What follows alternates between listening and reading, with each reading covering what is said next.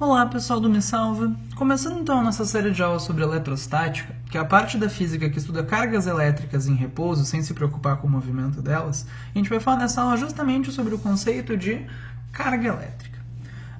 Uma coisa interessante é que, embora a gente não pare para pensar nisso no dia a dia, as coisas que compõem a gente, sei lá, enfim, os objetos têm algumas propriedades. Uma dessas propriedades é, por exemplo, massa. As coisas têm uma certa massa, o que faz com que, na presença de gravidade, elas tenham um certo peso. Do mesmo jeito, uma propriedade que as coisas têm é o conceito de carga elétrica. Nada mais é do que uma propriedade de algumas coisas que contém a gente. Para entender de onde vêm essas cargas elétricas dentro dos objetos do dia a dia, onde que essas cargas elétricas estão presentes, é só a gente pensar no seguinte: se a gente pegar qualquer objeto do dia a dia, eles são feitos por átomos. Os átomos basicamente têm uma região mais externa, que é conhecida como eletrosfera, e numa região muito pequena ali no meio, eles têm também uma outra parte conhecida como núcleo. Tá? O núcleo é muito menor do que o átomo em si, tá? A gente está fazendo uma comparação. Se tu pegar um átomo mais ou menos do tamanho de um estádio de futebol, o núcleo seria do tamanho de uma cabeça de alfinete. Tá? Essa região aqui no meio, se meu desenho não está à escala, é muito menor do que o átomo em si. Esse núcleo, se tu der um zoom nele aqui, ele é feito por dois tipos de partículas: os prótons e os nêutrons. E aqui fora, na eletrosfera, existe ainda uma terceira partícula que compõe o átomo, que são os elétrons. Tá? Vale comentar que dessas partículas, na verdade, os prótons e os nêutrons, se der um zoom neles, eles são feitos de outras ainda conhecidas como quarks. Quarks, tá? Mas os elétrons não. Os elétrons, até onde a gente sabe, são o que eles realmente são. Eles são o que a gente chama de uma partícula fundamental. Eles não são feitos de outras coisas. Mas, enfim, a parte interessante é o seguinte, tá? Se tu for comparar, por exemplo, for analisar os prótons, os nêutrons e os elétrons, existem duas versões dessa coisa chamada carga elétrica. Existe uma coisa chamada carga elétrica positiva e uma coisa chamada carga elétrica negativa. O positivo e o negativo não tem nada de especial, tá? Só são nomes que a gente dá para os dois tipos de carga elétrica. Eu podia chamar de carga João e carga Maria, tá? Mas não, um a gente chama de positivo, outro a gente chama de negativo. Os prótons apresentam o que a gente chamou de versão positiva da carga elétrica. Os nêutrons, como o nome diz, são neutros, eles não têm carga elétrica. E os elétrons apresentam outro tipo de carga elétrica, eles apresentam a versão negativa dessa coisa chamada carga elétrica. Então, por exemplo, se tu for ver o núcleo do átomo, ele é feito por algumas coisas positivas e outras que têm carga zero. No fim, ele tem uma carga positiva. E aqui em volta do núcleo positivo existe a eletrosfera, que tem elétrons que são negativos. Então existem dois tipos de carga elétrica, positiva e negativa. Os prótons que estão no núcleo do átomo têm carga elétrica positiva, os elétrons que estão em volta na eletrosfera têm carga elétrica negativa. Para nunca mais esquecer, tá? O próton é com P de positivo. O nêutron, como o nome diz, é neutro, e o elétron é o que sobra, ele é negativo. Tá? Então, prótons positivos, elétrons negativos. Mas como eu estava comentando, assim como as coisas têm massa, as coisas podem ter carga elétrica. E assim como eu posso querer saber, tu tem massa ou não? Eu posso te perguntar, por exemplo, quanto tu tem de massa? Quantos quilos tu tem? Do mesmo jeito, eu posso querer saber o quanto de carga que tem o próton, o quanto de carga que tem o elétron. Tá? Assim como para massa, a unidade que a gente usa em física normalmente é o quilograma, para falar quantos quilogramas de massa alguma coisa tem. Para o próton e para o elétron, tá? A unidade que a gente usa é o coulomb, tá? Que a gente representa no sistema internacional, tá? Por um C maiúsculo. Então, quando tu vai falar quanto de carga que alguma coisa tem, tu pode dizer, tem tantos coulombs. E o mais interessante é o seguinte: se tu vai medir o quanto de carga tem o próton, o valor de carga, e o quanto de carga tem o elétron, tu vai descobrir que, na verdade, o valor da carga de cada um deles é exatamente o mesmo.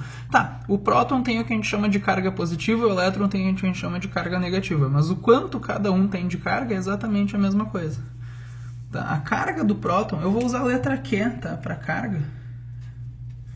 Isso aqui quer dizer carga em módulo, tá? Ou seja, só o valor é igual à carga do elétron, que é esse número aqui, 0,16. São 18 zeros, tá, gente?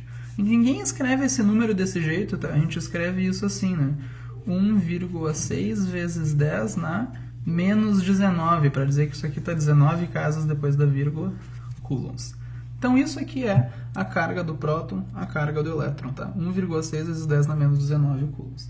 Claro, na verdade, a carga do próton é mais 1,6 vezes 10 na menos 19 coulombs. E claro, a carga do elétron é menos 1,6 vezes 10 na menos 19 coulombs. Mas o valor é exatamente o mesmo para o próton e para o elétron. Esse valor aqui é tão famoso, tá, gente? Imagina, a carga de um próton, a carga de um elétron, é um número que aparece bastante, tá? Que a gente dá um nome para isso, a gente chama isso aqui de carga elementar, carga elétrica elementar. Às vezes a gente representa isso pela letra eta. Então, se vocês verem um E minúsculo em alguma fórmula dessa parte na matéria, normalmente é só um jeito de abreviar esse valor, 1,6 vezes 10 na menos 19. Então, a carga do próton seria mais E, a carga do elétron, menos eta. Enfim, a carga elétrica elementar. Outra coisa muito interessante que acontece na natureza é o seguinte: se tu pegar um átomo normal na natureza, ele tem o mesmo número de prótons e elétrons. Então, por exemplo, se eu tenho um átomo que tem 3 prótons... Cadê meus prótons aqui? Se eu tenho um átomo que ele tem 3 prótons, em geral esse átomo também vai ter 3 elétrons. Claro, os prótons estão ali no meio do átomo, no núcleo, os elétrons estão em volta, eles não estão organizados desse jeito. Mas enfim, um átomo com 3 prótons normalmente tem também 3 elétrons. A questão é o seguinte: se eu for ver a carga total desse átomo, então o que acontece? Cada positivo tem um negativo compensando, positivo com esse e esse tem o mesmo valor, né? Esse com esse dá zero, esse com esse dá zero, esse com esse dá zero. Juntando tudo, a carga total do átomo é zero. Então, em geral, na natureza, os átomos são neutros. O que eu quero dizer com neutro? A carga total é zero. Tá? Então, se tu pega então, nós, por exemplo, somos feitos por átomos, a gente tem dentro de nós milhões de cargas positivas, milhões de cargas negativas, mas todas elas têm... O número de positivas é igual ao número de negativas e todas têm o mesmo valor. Juntando tudo vai dar zero. Então, o efeito de uma compensa os efeitos das outras é como se a gente não tivesse carga. A carga total é zero, a gente diz que a gente está neutro. Mas vamos dizer que como o assunto dessa parte da matéria é justamente cargas elétricas, né? Vamos dizer que eu quero bagunçar isso. Sei lá, eu não quero deixar um átomo com o mesmo número de positivos e negativos. Não quero deixar ele com carga total zero. O que eu tenho que fazer? Bom, eu tenho que bagunçar isso aqui. Se eu não tiver o mesmo número de prótons e elétrons, o átomo não vai ficar com carga total zero, né? Se, por exemplo, o átomo ganhar elétrons, o que acontece? Se eu tenho um átomo com 2 prótons e 2 elétrons, o total está dando zero. Se eu colocar mais um elétron, agora vai ficar sobrando uma carga negativa, né? Ou seja, o átomo que ganha elétrons fica negativo.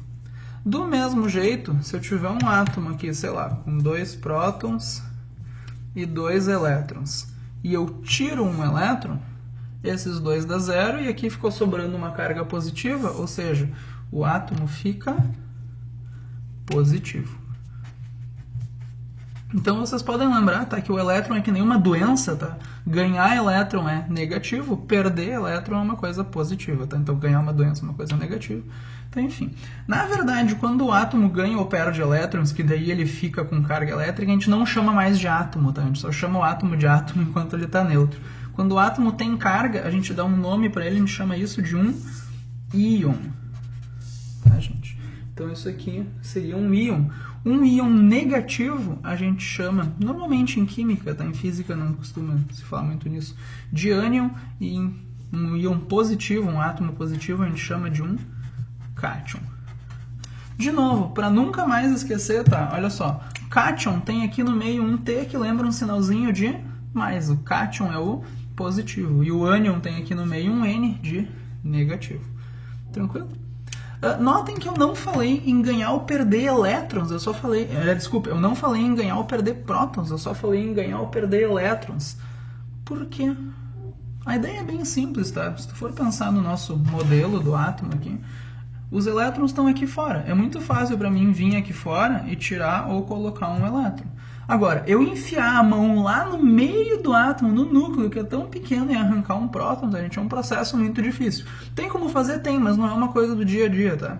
Então, no dia a dia, quando a gente fala em um átomo ficar com carga elétrica, a gente normalmente vai falar só em que ele está, para isso acontecer, ele vai estar ganhando ou perdendo elétrons. A gente nunca vai mexer no número de prótons, tá? Então, sempre ganhar ou perder elétrons.